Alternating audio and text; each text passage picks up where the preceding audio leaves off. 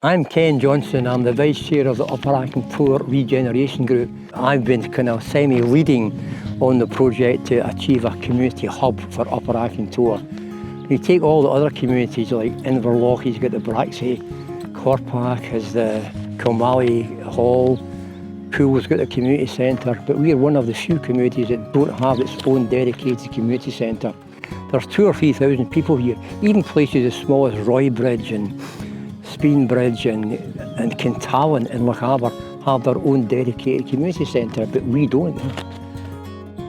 In 2019 we got some funding from the Highland Council's Lochaber Area Committee, and after a competitive tender we commissioned Gary Johnson and partners to look for sites and to carry out a feasibility study.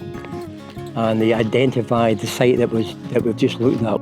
So we then found that the site was owned by the Highlands and Islands Enterprise, and we asked them if we could have the site, and they said tentatively yes, but it's going to cost £76,000.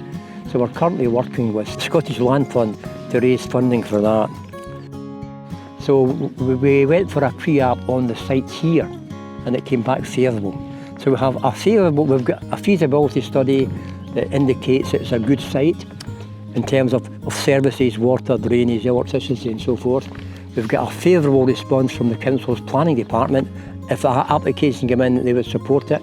We've got a good response from HIE, who own the land, that if we can raise £76,000, they would make it available to us. So all these things are all favourable.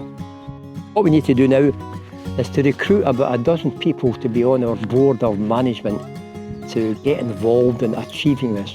If we can cast the word around Upper Achontour and the plantation as well, then we can hopefully achieve our own community hub.